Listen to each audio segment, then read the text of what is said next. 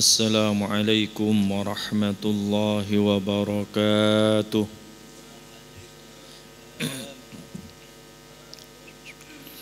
Ila hadratin Nabil Mustafa Sayyidina Maulana Muhammad wa ala alihi wa ashabihi wa azwajihi wa dhurriyyatihi.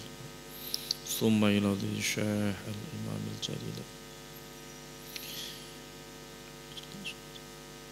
نفعنا الله بعلومهما في الدارين آمين يا رب العالمين. شيء لله ولهما الفاتحة. أعوذ بالله من الشيطان الرجيم. بسم الله الرحمن الرحيم. الحمد لله رب العالمين الرحمن الرحيم مالك يوم الدين إياك نعبد وإياك نستعين اهدنا الصراط المستقيم صراط الذين أنعمت عليهم غير المغضوب عليهم ولا الضالين. ربي اغفر لي ولوالدي وللمؤمنين آمين.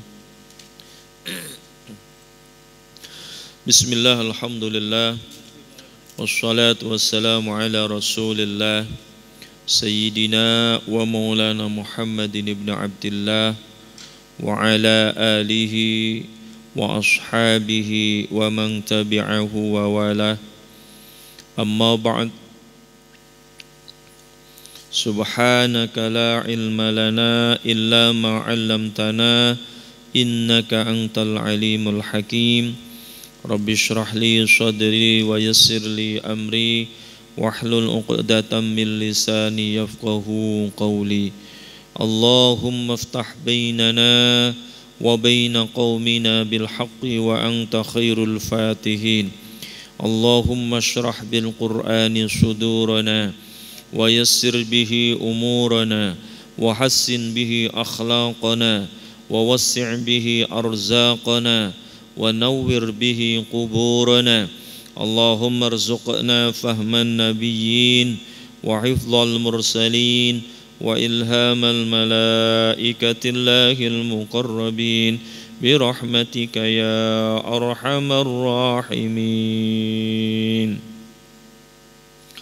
Ma'asyiral muslimin wa zumratal mu'minin, hadirin para jamaah sekalian rahimakumullah wa radiya'ankum wa baraka fina wa fikum ajma'in.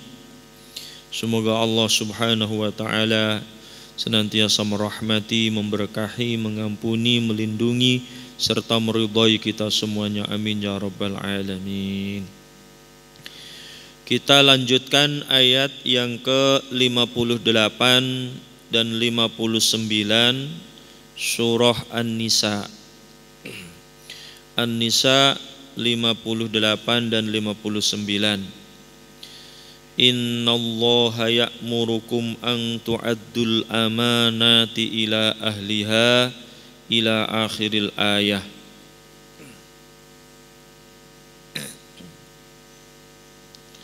Lima 58 dan 59.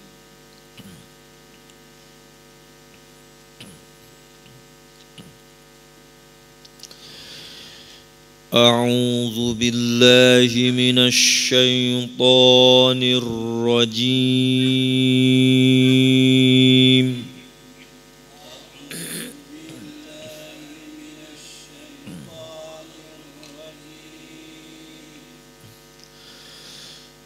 بسم الله الرحمن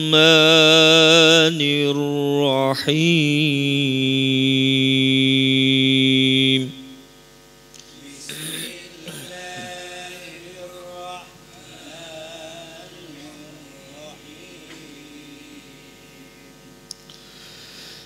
إن الله يأمركم أن تؤدوا الأمانات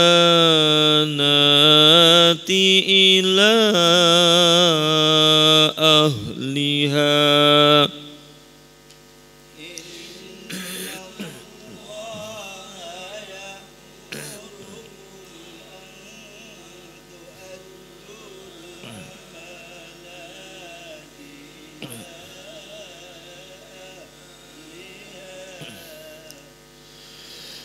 وإذا حكمتم بين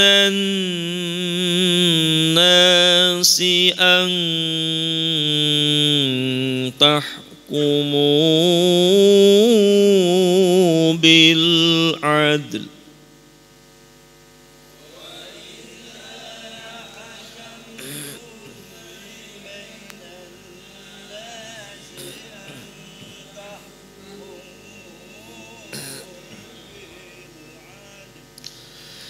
إن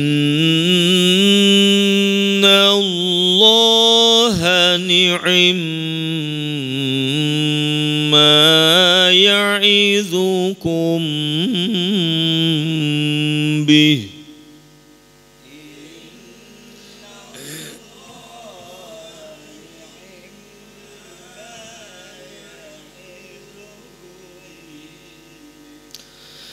إن الله كان سميعا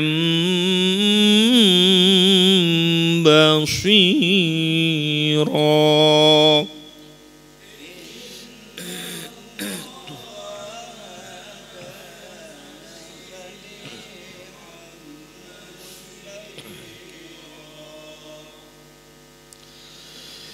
يا أيها الذين آمنوا أطيعوا الله وأطيعوا الرسول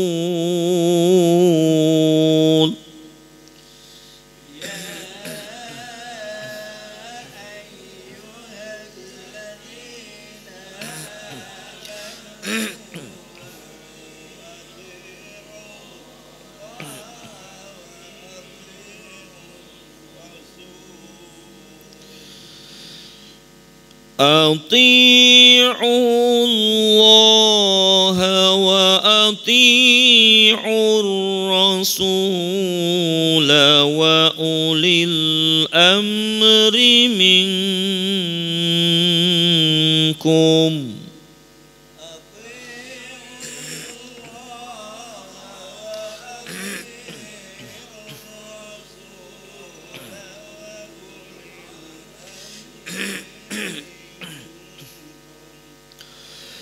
فإن تنازعتم في شيء فردوه إلى الله والرسول إن كنتم تؤمنون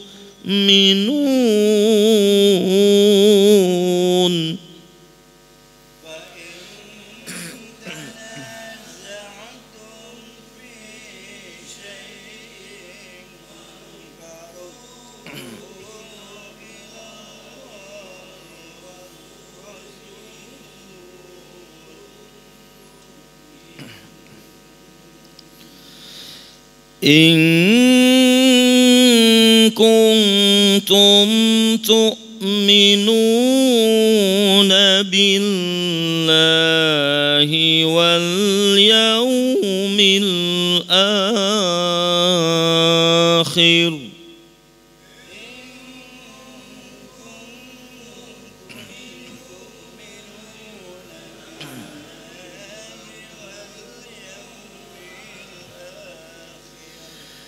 ذلك خير وأحسن تأويلا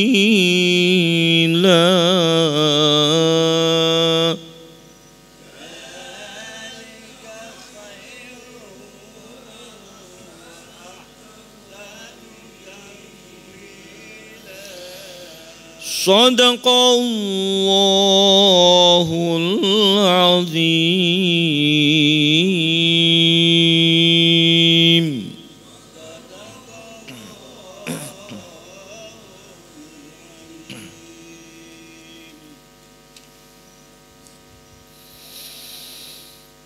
Bismillahirrahmanirrahim.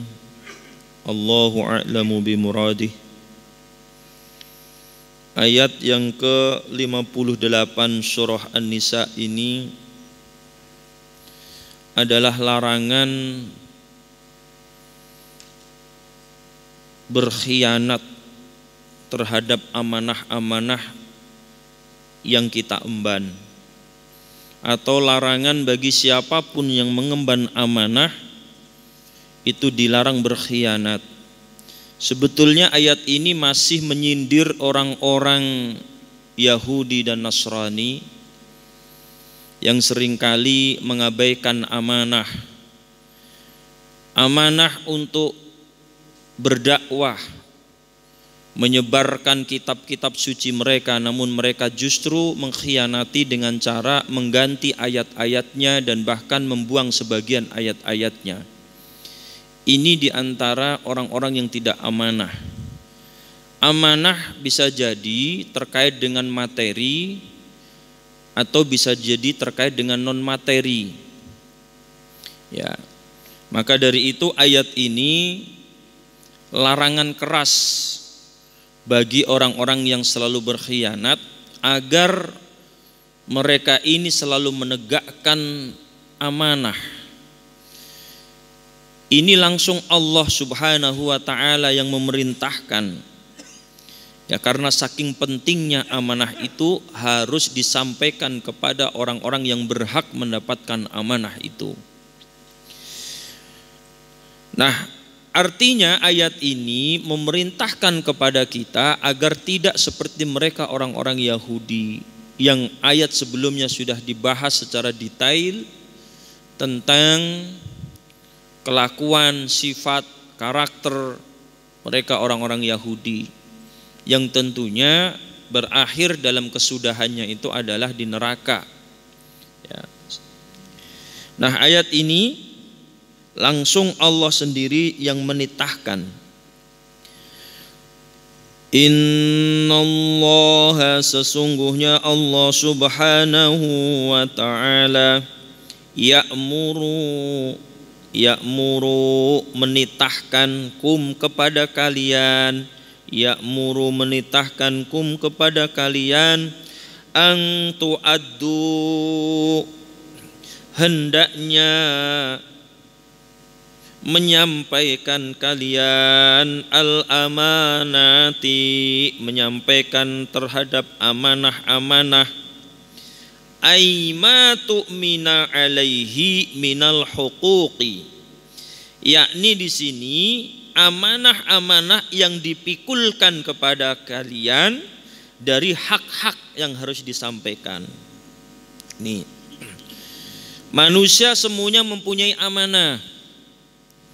Seperti kita ini diamanahi anak, diamanahi istri, diamanahi harta benda. Semua ini amanah yang apabila kita ini bisa menyampaikan amanah pada tempatnya, maka itu disebut kita ini adalah orang-orang yang adil. Sebaliknya, orang-orang yang tidak bisa amanah bisa disebut sebagai orang yang zalim. Ya, karena adil itu wad'u syai'i fi mahalliha, itu adil, menempatkan sesuatu pada tempatnya.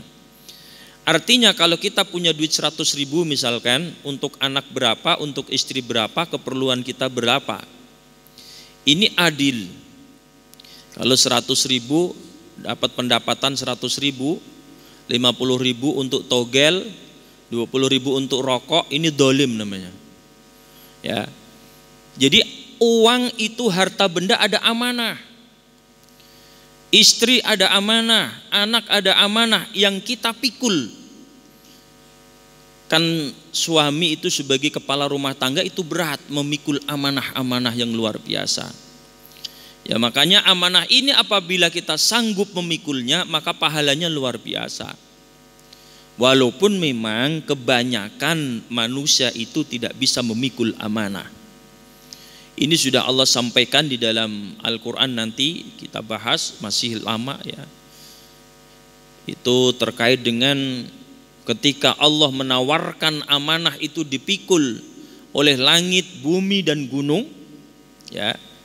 Inna aradnal amanata 'alas samawati wal ardi wal jibali fa'abaina ay yahmilnaha wa ashfaqna minha. Allah berfirman, kami pernah menawarkan amanah itu kepada langit, bumi, gunung-gunung. Tapi apa yang terjadi? Fa'abaina ayyahmilnaha. Mereka semua itu enggak mau memikul amanah itu. Enggak sanggup. Karena apa? Enggak mau memikul. Fa'abaina ini dimaknai enggak mau, enggan. Wa ashfaqna minha, karena merasa berat. Enggak berani mikul, berat. Wa ashfaqna minha. Fahamalahal insanu, kemudian Allah menawarkan kepada manusia, manusia memikulnya. Fahamalahal insanu, namun manusia ini innahu kana zaluman jahula. Jadi manusia itu jahul. Zalum, jahul. Zaluman itu aniaya, zalim tadi nggak bisa memegang amanah. Jahula itu sangat bodoh, tidak hanya bodoh tapi sangat bodoh. Itu jahul. Kalau hanya jahil itu bodoh. Tapi kalau jahul, ya, itu sangat bodoh sekali itu manusia. Zalim itu aniaya, tapi zaluman sangat aniaya. Itu manusia. Ya. Tapi kalau manusia itu bisa memikulnya, amanah itu luar biasa. Kalau kita melihat ayat ini tadi, ya, surah Al-Hadid kalau nggak salah itu ayat 72, itu kebanyakan manusia itu nggak bisa memikul amanah. Udahlah, kalau kita mau berbicara logis lah, berpikir logis. Sekian persen anggota dewan yang kita pilih, yang kita jago, ya, kita bisa melihat bagaimana amanahnya, apakah bisa memikul kira-kira. Kan rata-rata itu mereka kenal kita kalau ada pencalonan doang, kalau sudah selesai nggak kenal kita itu. Ya. Sampai diplesetkan dewan itu kebalikannya PILKB. PILKB itu kalau lupa jadi. Tapi kalau dewan, kalau jadi lupa. Nih, konsumsi PILKB nih, kalau dia lupa, oh langsung jadi besok. Jadi anak. Tapi kalau dewan, kalau dia jadi, lupa, kagak kenal sama kita. Ya, sekalipun CS deket katanya mah, aduh ya, tetap lupa dia, tetap lupa. Karena apa? Karena sistem, karena lingkungan. Ya, jadi seperti itu. Ini amanah. Makanya kalau kita berbicara orang-orang di atas sana, Masya Allah, masih jauh daripada memikul amanah-amanah itu bisa amanah. Kebanyakan mereka ini ya tidak amanah. Banyak mereka itu yang zalim, ya. Makanya ini kalau kita mau berbicara jujur, mempreteli pemimpin-pemimpin kita, Masya Allah, ya. Jadi seperti itu ini. Makanya manusia itu zaluman jahula. Jadi kalau kita ini dikatakan bodoh sama orang, jangan ngamuk, jangan marah. Emang kita dari sononya bodoh manusia mah. Kalaupun manusia itu berilmu, ketitipan sedikit sifat ilmu Allah. Al-ilmu itu Allah, al-ilmu. Ya. Al-hayatu, kalaupun manusia itu hidup, hanya ketitipan sedikit sifat hayat Allah. Kalaupun manusia itu ghani, kaya, itu ketitipan sedikit sifat ghaninya Allah. Kalau Abdul Ghani jelas hambanya maha kaya, jadi kaya wajar. Ketitipan sedikit sifat ghaninya Allah. Ya, jadi seperti itu. Jadi tidak ada kita ini pinter, nggak ada. Jadi semuanya bodoh. Manusia itu bodoh. Ya, kalaupun ada yang alim itu oleh sebab ketitipan ilmunya Allah. Hanya sedikit ketitipannya itu, ya. Makanya ini ya, langsung Allah perintah kepada kita agar kita ini menyampaikan amanah kepada yang berhak, Ini kita nggak usah jauh-jauh lah, di sekeliling kita, Pak.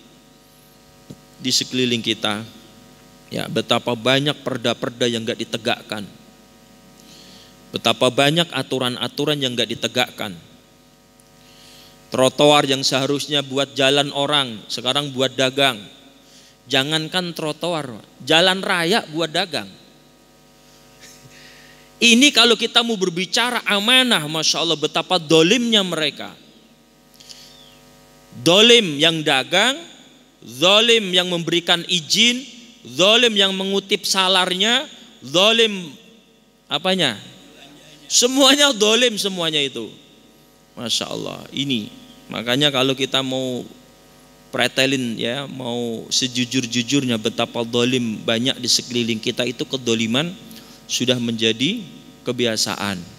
Kebiasaan sudah menjadi adat. Akhirnya biasa. Kan dibiarkan tuh, dibiarkan akhirnya kebiasaan. Oh, udah biasa, dagang di tengah jalan udah biasa. Udah biasa. Inilah kebiasaan melakukan dosa ini sudah berlangsung di masyarakat kita. Sehingga apa yang ada itu adalah pembenaran. Salah tapi dibenarkan, pembenaran. Oh, biasa. Jadi seperti itu, makanya ini berat. Makanya Allah langsung yang menyeru, yang menitahkan agar kita semuanya ini memberikan amanah itu kepada yang berhak menerima amanah itu.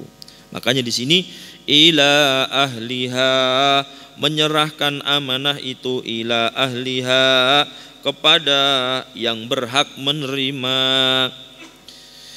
Nuzilat, ayat ini diturunkan lamma akhadha Aliun radhiyallahu anhu miftahal Ka'bati min Utsman ibni Tolhah. Nah, ini ayat ini sebetulnya diturunkan itu khusus tadinya kepada Sayyidina Ali radhiyallahu an wa karramallahu wajhah. Beliau ini merampas atau meminta paksa kunci Ka'bah waktu Mekah itu dibebaskan oleh Nabi, ya, Fathu Makkah. Sayyidina Ali langsung menemui Utsman bin Tolhah Al-Hajibi, ya, ini beliau ini yang memegang kunci Ka'bah waktu itu. Jadi sampai sekarang itu Ka'bah itu yang memegang kuncinya ya keturunan ini, Utsman bin Tolhah ini, ya, Al-Hajibi. Jadi turun temurun sampai sekarang itu adalah dari anak cucu keturunan cicit dari Utsman bin Tolhah, tidak diambil-ambil lagi. Terus turun temurun. Ya. Siapakah Utsman bin Tolhah ini?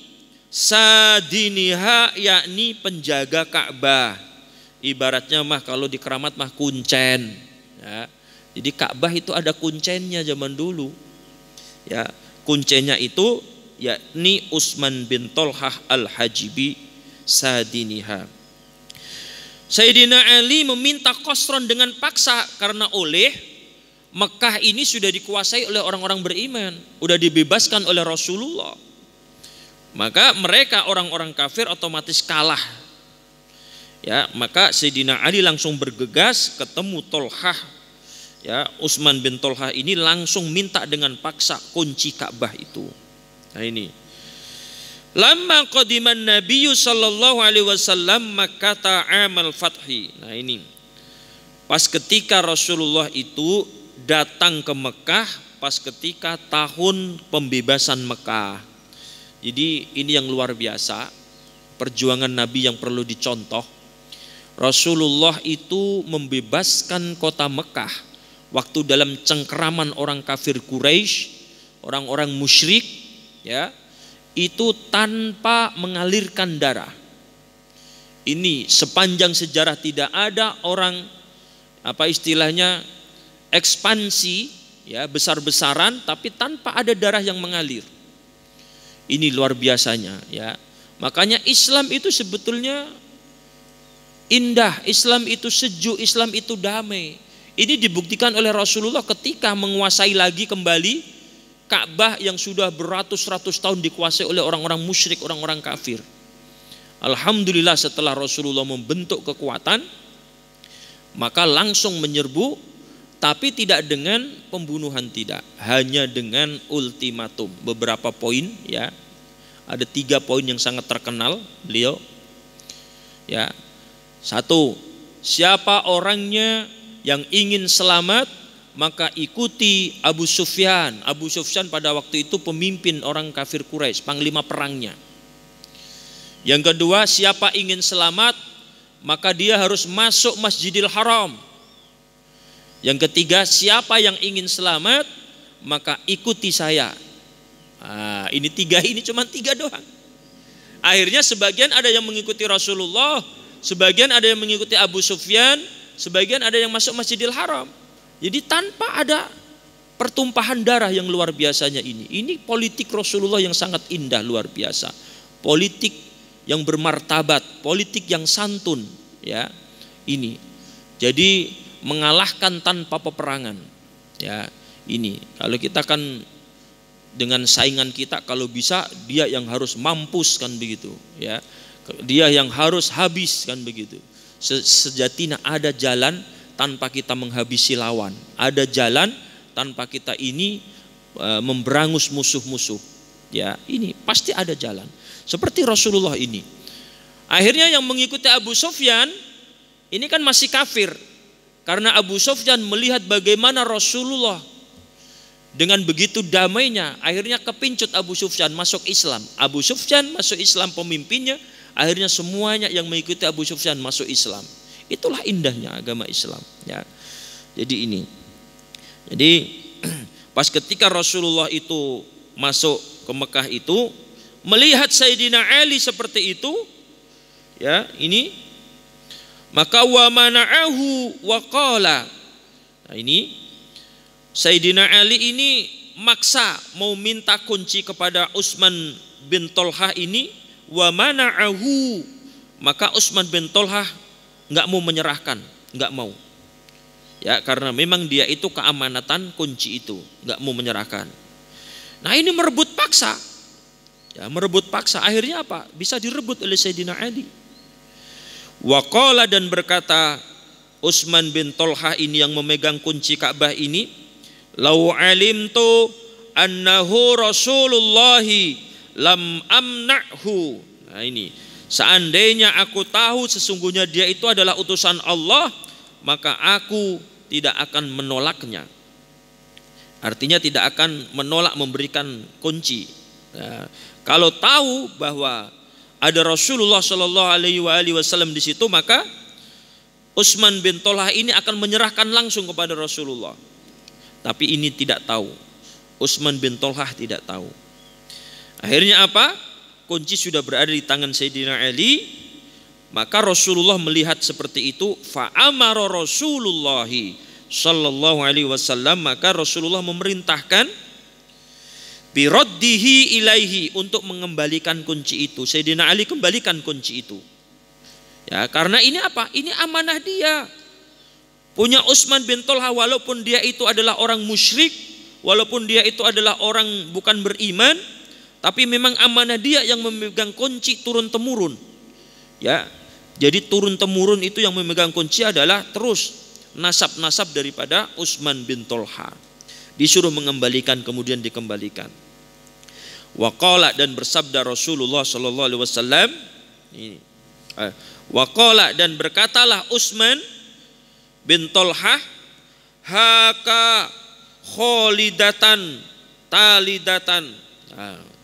Oh, ini Rasulullah ya. Wa qala, dan telah bersabda Rasulullah sallallahu alaihi wasallam kepada Utsman bin Tolhah, haka, ya, terimalah ini kunci, kholidatan, abadi. Kholidatan itu pokoknya selama-lamanya, talidatan yang terus menerus. Nah, ini.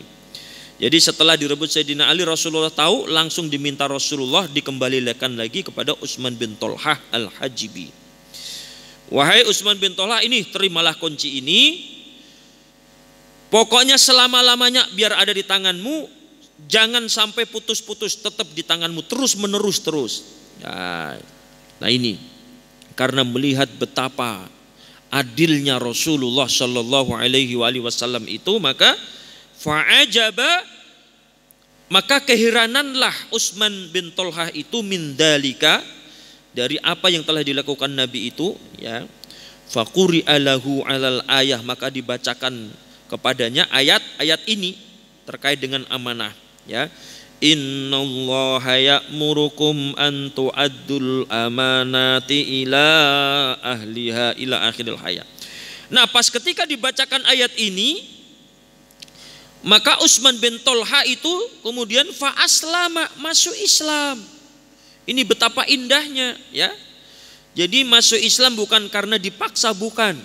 Oleh karena terenyuh betapa adilnya Nabi, betapa ayat Al-Quran ini benar-benar memerintahkan yang benar untuk menyampaikan amanah-amanah kepada ahlinya, kepada yang berhak. Inilah betapa benarnya ajaran Islam, sehingga tertarik Utsman bin Thalhah ini masuk Islam. Wa'atahu inda mautihi, kemudian Utsman bin Thalhah al-Hajibi ini menyerahkan kunci itu pas ketika dia ini menjelang wafatnya. Nah, li akhihi, diberikan kepada saudaranya. Ini, ya. Makanya ini terus menerus, ya. Yang bernama, saudaranya bernama Syaibah. Dari Syaibah inilah langsung turun terus, temurun terus. Sampai sekarang ini yang pegang kunci Ka'bah yang masih, ya, yakni masih daripada keturunan Utsman bin Thalhah al-Hajibi. Fabaqiya fi waladihi, maka tetaplah kunci itu disimpan oleh anaknya atau putranya Utsman bin Thalhah.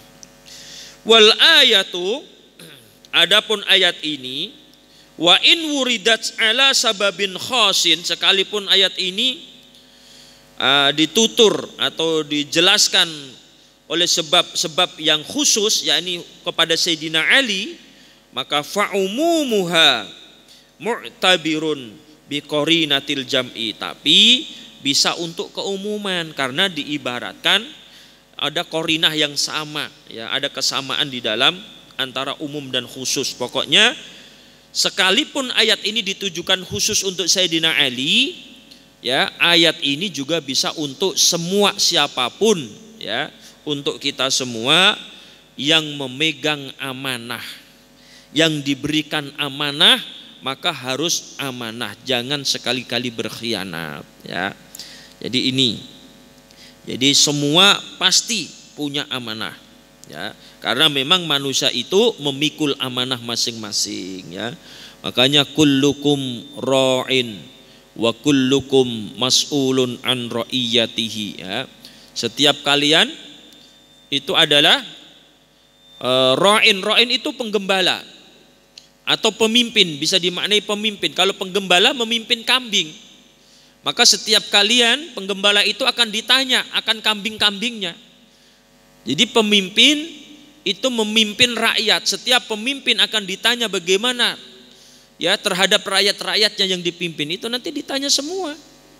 Dan kita pemimpin rumah tangga akan ditanya nanti bagaimana anak kita, bagaimana istri kita. Jadi ini semuanya ditanya. Istri adalah pemimpin bagi anak-anaknya. Istri akan ditanya nanti bagaimana anak-anaknya, pendidikannya, ya, di dalam akhlaknya dan sebagainya, bagaimana mengajarkannya. Ini istri ditanya. Jadi seperti itu, semua kita ini adalah pemimpin, ya. Jadi enggak ada yang tidak pemimpin. Nah, pasti semua kita memikul amanah. Makanya harus bisa dipercaya, ya. Jangan menjadi orang-orang yang khianat. Nah ini. Wa idza hakamtum bainan nasi an tahkumu bil adl. Wa idza hakamtum, dan tatkala kalian semua mengadili bainan nasi, di antara manusia, ayyamurukum, yakni Allah menitahkan kalian, antahkumu, agar kalian itu menghakimi, bil adli, dengan adil. Innallaha, sesungguhnya Allah subhanahu wa ta'ala, ni'imma ya'idukum bih. Ni'imma ini sangat baik sekali. Ni'imma itu dari kata ni'mama. Ni'mama kalau orang Arab itu berat, makanya disambung, diidghamkan menjadi ni'imma, yang maknanya baik sekali. Allah itu maha yang sangat baik. Ya, makanya di sini fihi idghamu mimin. Ni'ma fi ma'an naqirah. Ya, di dalam lafadz ni'ma itu mengidghamkan mimnya, ya, ni'ma di dalam lafadz ma-nya nakirah di sini. Jadi ni'ma ma menjadi ni'imma yang maknanya baik sekali. Allah itu baik sekali. Al-mausufati yang disifati, ai ni'ma syai'an, yakni artinya sebaik-baik sesuatu, paling baik lah istilahnya. Ya'idukum yang telah memberikan mau'idhah, ya, ini Allah betapa baiknya memberikan nasihat mau'idhah kepada kita semua ini. Ta'diyatul amanati, agar menyerahkan amanah, wal hukmu bil adli, dan juga menghakiminya dengan adil. Ini ada dua perintah yang sangat urgent sekali ini, ya, sangat. Satu ayat ini mengandung dua perintah. Satu yakni menyerahkan amanah kepada ahlinya atau kepada yang berhak mendapatkannya. Yang kedua menghukumi itu dengan adil. Ya, ini berat. Ya, adil, lagi-lagi adil. Ya, lagi-lagi adil. Nah, kita ini seringkali pingin kalau orang lain diadili dengan adil, ditegakkan keadilan itu. Tapi giliran kita yang diadili, pengennya kita ini pilih yang tidak adil. Jadi ini seringkali terjadi. Sama ketika kita melihat keburukan orang lain, menghukumi dan menghakiminya, luar biasa. Tapi ketika keburukan itu berada di lingkungan keluarga kita, ya, ini ada kasus yang menarik di Jombang, ya. Ini seperti itu. Coba kalau kita melihat, ya, di situ di mana mau ditegakkan keadilan, ada yang menghalang-halangi keadilan itu, ya. Ini padahal di lingkungan pesantren, di lingkungan seorang kiai ahli thariqah, ya, seharusnya siapapun dia, sekalipun memang anak kiai atau anak ulama besar, kalau memang, ya, terbukti serahkan kepada yang berwenang. Kalau memang tidak terbukti kan akan kembali pulang lagi, kan begitu. Itu dihalang-halangi sampai melibatkan 800 anggota polisi, bayangkan. Kan menghabiskan anggaran itu, nongkrongin berjam-jam hanya karena kasus sepele pelecehan seksual. Ya, ini saya kadang-kadang begitu. Ini seorang ulama kenapa tidak menegakkan keadilan? Ya, seharusnya silahkan mau diperiksa, tapi tolong, ya, seadil-adilnya. Kalau memang tidak terbukti, maka keluarkan. Tapi kalau memang terbukti, silahkan diadili sesuai undang-undang yang berlaku. Kan begitu, kan hebat. Nah, ini kadang-kadang kalau kita menuntut orang lain diadili dengan seadil-adilnya, giliran keluarga kita, misalkan nih, ya, bapak-bapak ini ngelihat ada laki-laki munjangin cewek, auratnya kebuka bokongnya nih, buset dah, kurang ajar dia. Tapi giliran anak kita yang membuka aurat, berani kita begitu, kurang ajar, ayo yang rapi. Ya, ini kebanyakan seperti itu. Kita ini mengadili, menghakimi orang lain. Tapi giliran dari pihak keluarga kita yang melakukan perbuatan-perbuatan yang menyeleweng, baik dari norma-norma budaya, norma-norma agama, kita tidak berani menegur. Artinya kita tidak berani menegakkan keadilan untuk diri kita dan keluarga kita, sedangkan kita ini gembar-gembor agar supaya orang lain bisa adil. Nah, ini seringkali seperti itu.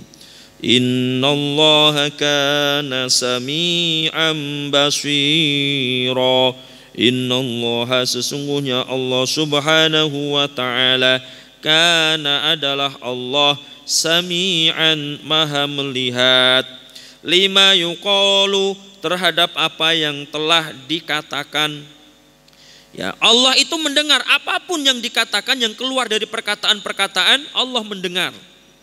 Sekalipun perkataan itu masih ada di dalam hati, belum terucapkan, ya, berupa khotorot. Apa itu? Berupa hati itu apa ya? Berupa bersitan, ya, terbersit di dalam hati, itu Allah tahu, apalagi diucapkan. Belum terucap saja Allah tahu. Nah, ini lima yuqalu, basiron, dan Allah maha melihat bima yuf'alu, terhadap apa yang telah dikerjakan. Allah tahu ketidakadilan, Allah tahu. Ya, batil Allah tahu, kebenaran Allah tahu, keburukan Allah tahu, semuanya Allah tahu. Sehingga oleh Allah itu tahu, maka nanti akan dibalas seadil-adilnya, dan bahkan dibalas itu tanpa ada mendolimi sedikit pun. Sekalipun seorang hamba yang lemah, Allah tidak mau mendolimi. Ya, sekalipun hamba yang lemah, Allah tidak mendolimi. Atau binatang-binatang yang lemah sekalipun, Allah tidak berbuat zalim. Itulah sifat al-adlu Allah. Ya, al-adlu, al-latif, al-khabir. Ya, ini diantara min asma'il husna. Jadi ini jelas bahwa perintah untuk berbuat adil Allah sendiri yang memerintahkannya. Ya, jadi ini perintah tegas. Ya, sebentar lagi ya kita ini mendapatkan amanah. Ya, dititipin sapi, dititipin kambing, hati-hati. Harus kita sampaikan kepada ahli-ahlinya yang berhak mendapatkan amanah itu. Sedikit kita ini tidak amanah, maka ya kita ini termasuk orang-orang yang zalim. Kalau kita ini orang-orang yang zalim, hati-hati, ya, hati-hati, ya, karena memang ini berat amanah kita. Kita pengennya kan dapat sapi banyak, betul nggak?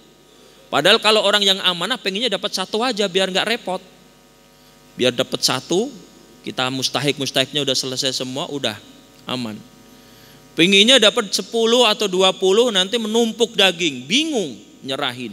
Akhirnya apa? Panitia dapat sekarung-sekarung. Seneng nggak kira-kira?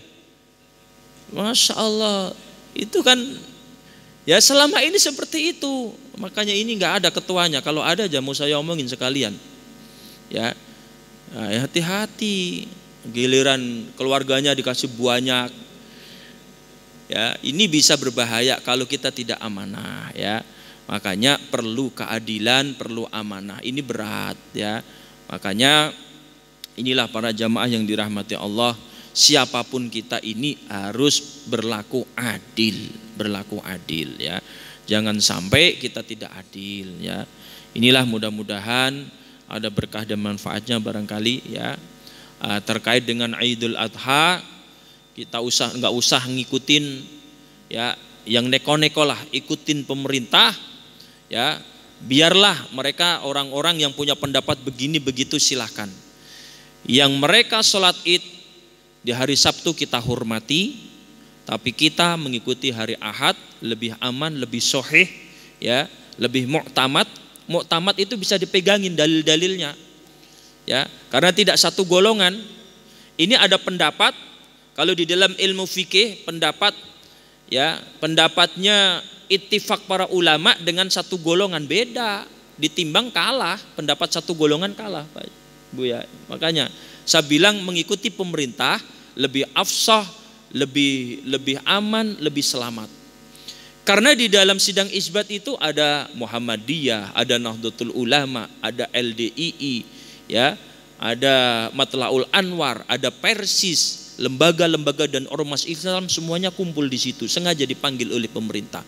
Dan bahkan mereka ini ahli-ahli semuanya, ahlinya. Jadi yang dipanggil ahlinya, ya. Kok tahu-tahu ada satu golongan, satu lembaga, mereka beristihad sendiri.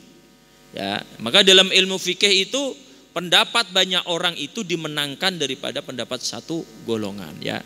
Makanya lebih aman. Tapi kita tidak memaki, mencaci mereka, tetap kita hormati mereka itu, ya. Tapi kita ini tetap mengikuti pendapat. Alhamdulillah di Kecamatan Serpong beberapa teman di Lengkong Gudang, terus di di Lengkong Wetan, ya, Lengkong Gudang Timur, Rawabuntu, udah konfirmasi semua, sepakat, ya, bahwa kita mengikuti pemerintah hari Ahad. Dan memang hari Ahad itu yang sahih baru tanggal 10 memang, ya. Jadi ini yang sahih dibuktikan dengan ru'yatul hilal, dibuktikan dengan teori-teori, dibuktikan dengan langsung turun lapangan, ya. Ya, ini dibuktikan semuanya. Dan bahkan Majelis Ulama Indonesia Provinsi Jawa Barat sudah bikin ya edaran bahwa Idul Adha tetap mengikuti pemerintah, yakni tanggal 10 Juli. Nah, jadi kalau yang selain itu berarti dia mengikuti hasil ijtihad satu lembaga. Saya tidak sebut lembaganya, pasti itu sudah tahulah. Tapi nggak apa-apa kita hormati, nggak apa-apa ya, nggak apa-apa ya. Mudah-mudahan kan begitu, ijtihad itu kalau salah dapat pahala satu, kalau benar dapat pahala 2. Mudah-mudahan ijtihad kita yang benar, karena didukung banyak orang ya. Mudah-mudahan ada berkah dan manfaatnya. Wallahu muwafiq ila aqwamit thariq. Al-'afwu minkum. Wassalamualaikum warahmatullahi wabarakatuh.